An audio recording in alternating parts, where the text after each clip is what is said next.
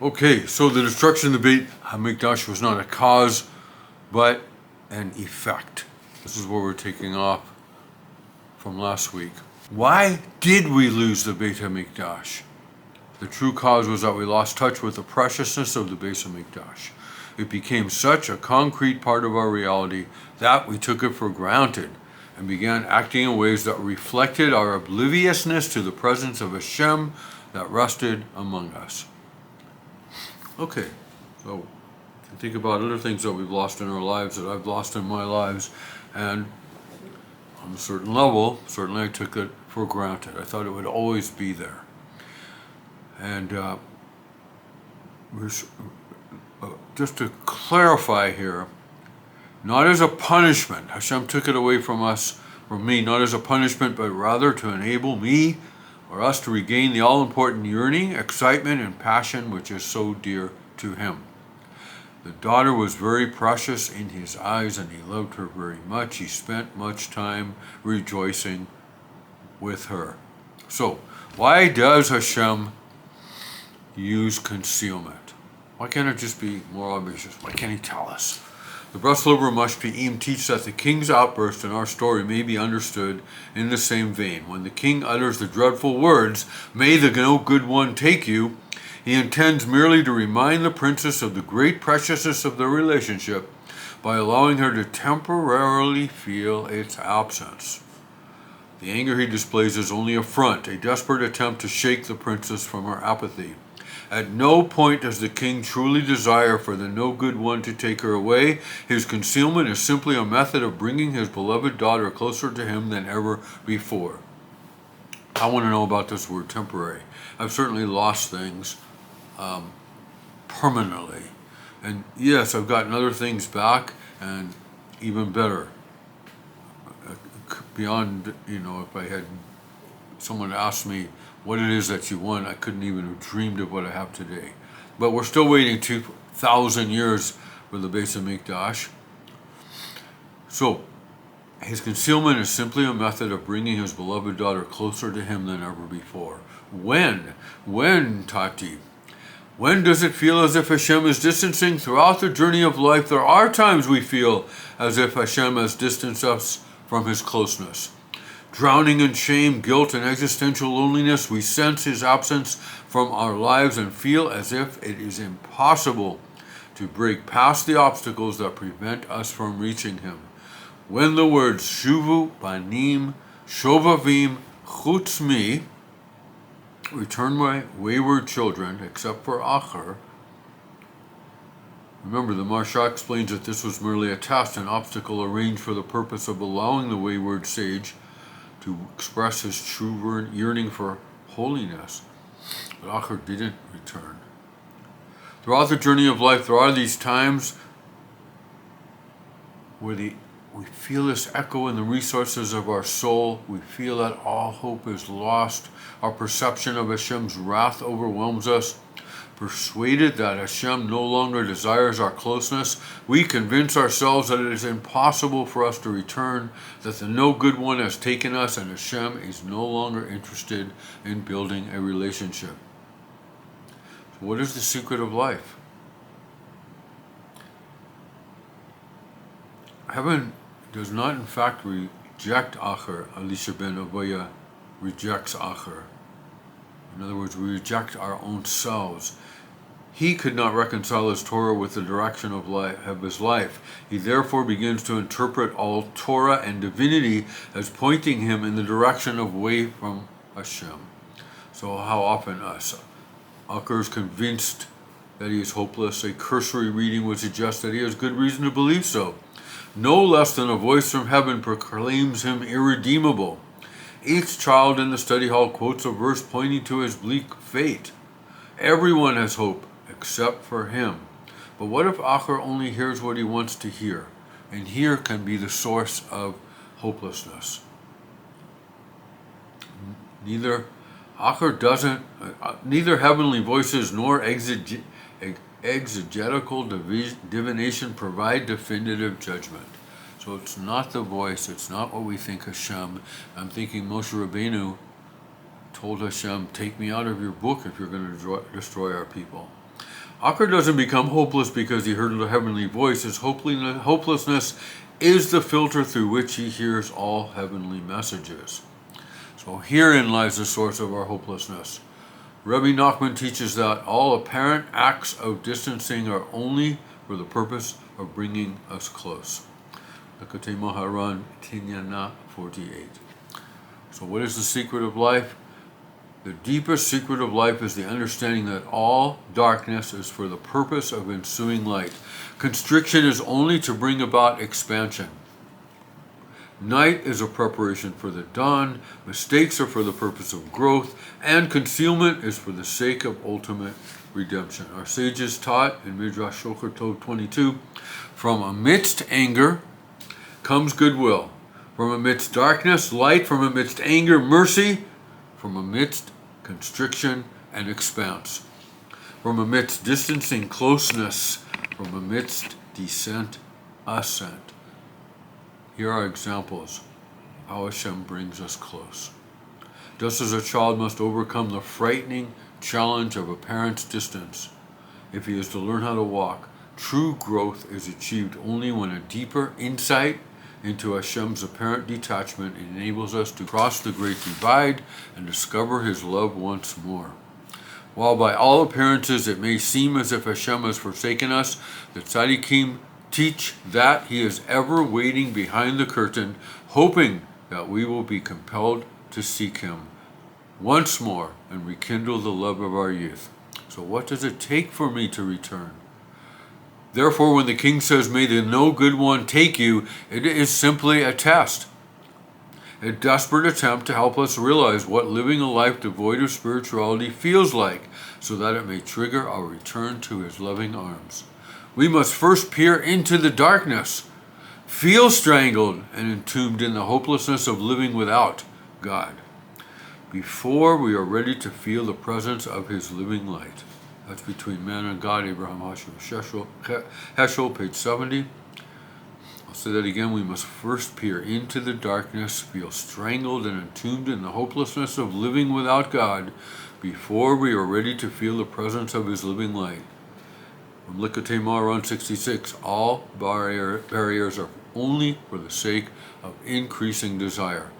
In the words of Reb Hillel Zeitlin, there are times when the world is completely unified with its Creator. Joy and rejoicing are then found on the face of all worlds and upper realms. Okay, I feel that also. There's times when the world, I just feel completely connected to the Creator. I'm full of simcha, full of joy, full of rejoicing. It's on my face, and it seems to be manifesting in all areas of my life. Godly beauty then shines clearly, illuminating everything and within everything.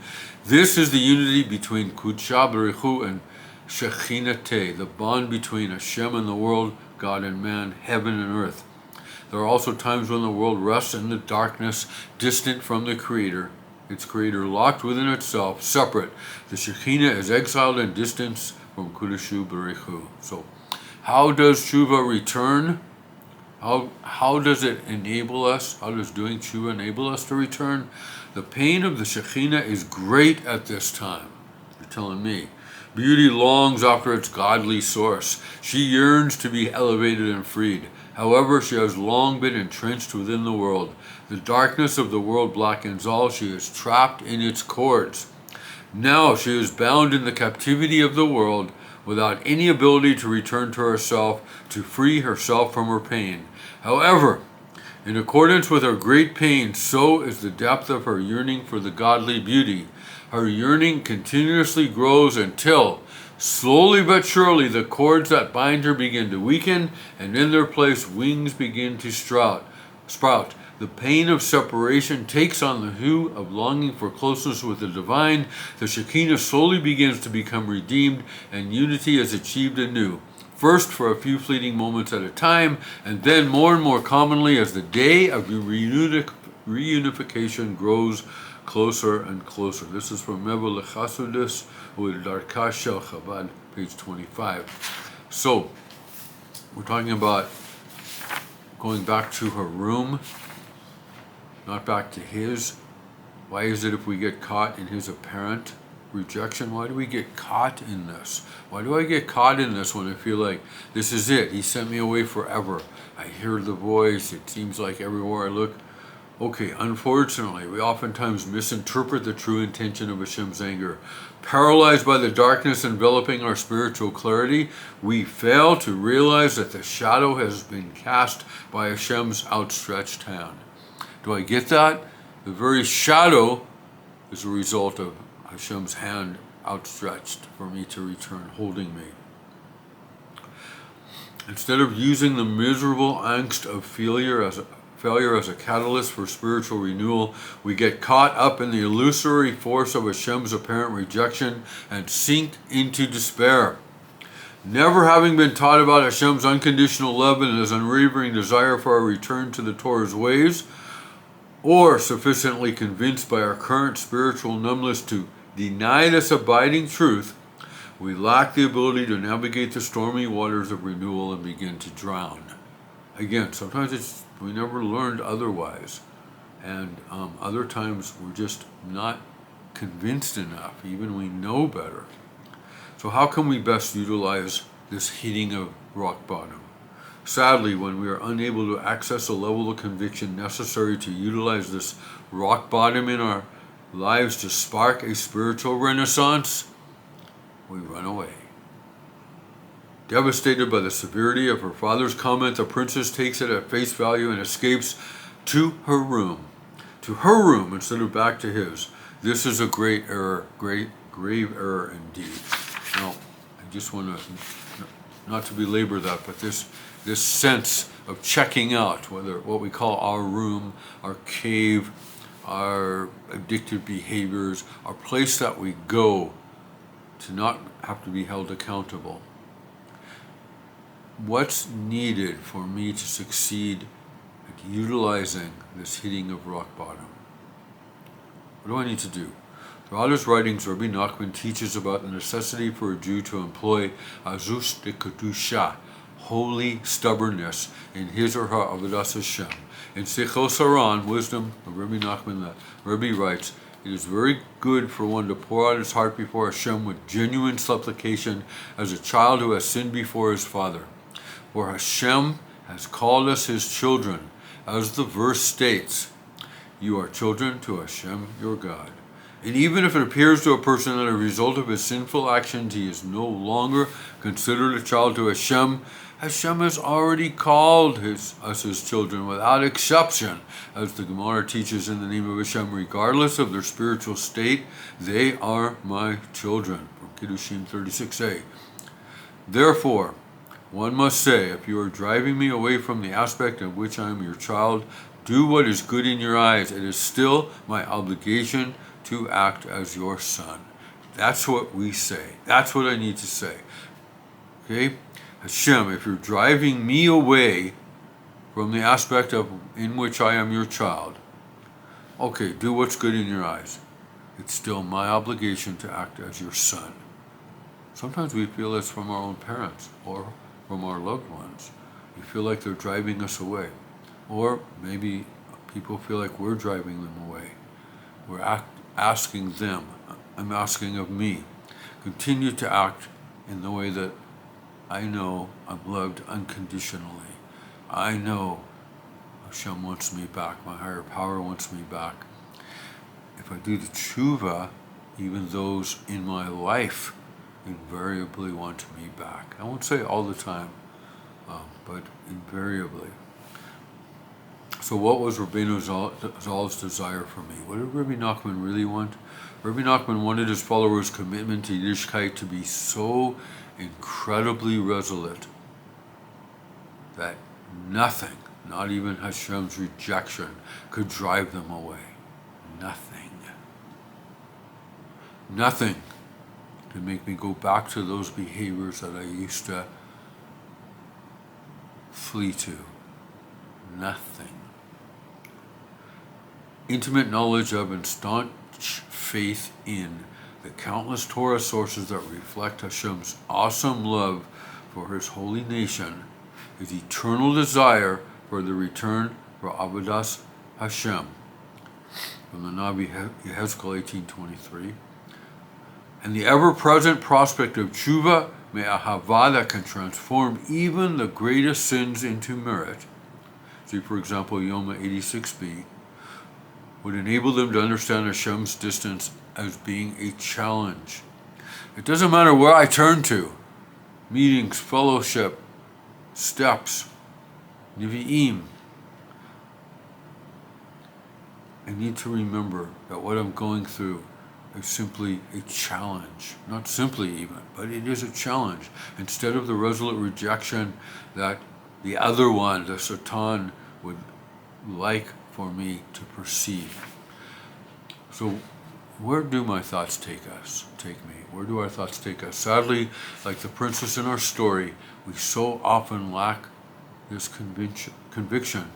As children exploring, and surely as a child we often felt it from our parents. So I learned this, and they learned it from their parents, and they learned it from their parents. As children exploring the strange new realities of adolescence, we make mistakes and feel for the first time a shattering of our innocence and the accompanying pain of Hashem's sudden distance. Even our parents and other guardians. Somewhere along the way, a classmate whispers something on the bus.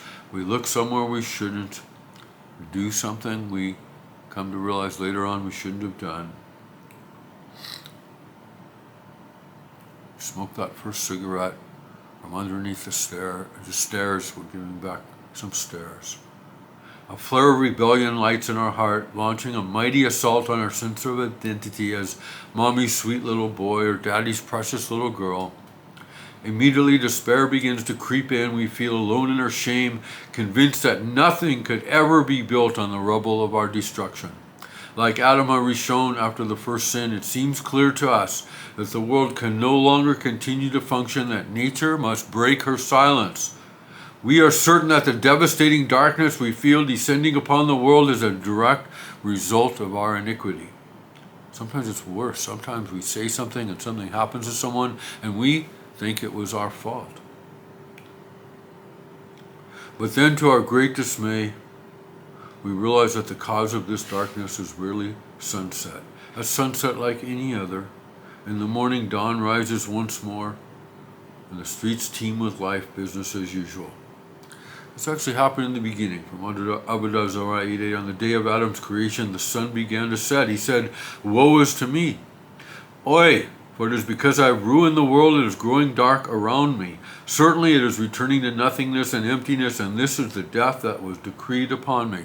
You realize this is what happened the first night of the creation of the world. So how did Adam and Chava cope?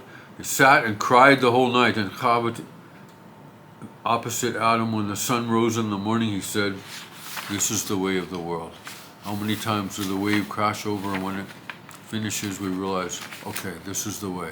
Sometimes just a minute or two, 15 minutes, maybe a day or two, a week or two, a month or two, sometimes much longer, but this is the way of the world.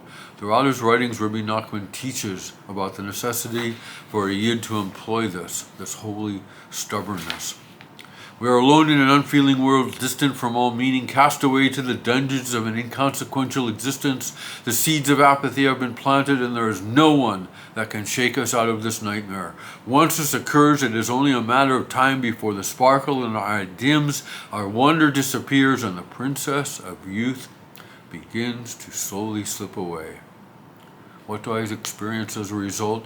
Ironically and most devastatingly, it is by this very error that makes the princess susceptible to actual abduction by the no-good one. This is the moment for so many of us, for me, that it happens, that we do the deed that really breaks the boundary between what was like before and what is now. And maybe it's just yet another boundary that we break, but here it is again. Once this occurs, ironically and most devastatingly, the conviction that the king desires for her to be taken away, this conviction I feel is what causes the lost princess to become truly concealed from her Tati. unaware that Hashem was only hiding himself from us on the surface, desperately hoping that we will be inspired to seek him from behind the veil, we despair of regaining the innocence, passion, and excitement of former good days. Instead of picking ourselves off the floor and returning to Hashem with azus to Kedusha, holy stubbornness built on unwavering confidence in his unconditional love and eternal desire for our service, we fall prey to his apparent anger and slink off to our own room of despair, hopelessness, and self-loathing. In the process of entering the darkness of this bitter place, we leave the door wide open for the Yetzer Hara to waltz on in and take hold of the reins, one thing to another, until we don't even know the way back. At this point, it is all over. The no good one has grabbed us. We become stuck in a consciousness of no good, experiencing life with a gloomy pessimism that causes us to see even the most exciting aspects of life as being drab and tedious. The light that so illuminated our world as a sweet little child has dimmed. Devoid of all meaning, we perceive our circumstances, experiences, and relationships with our spouse and children as being no good, lending us no joy or peace of mind. Remember that in the previous chapter.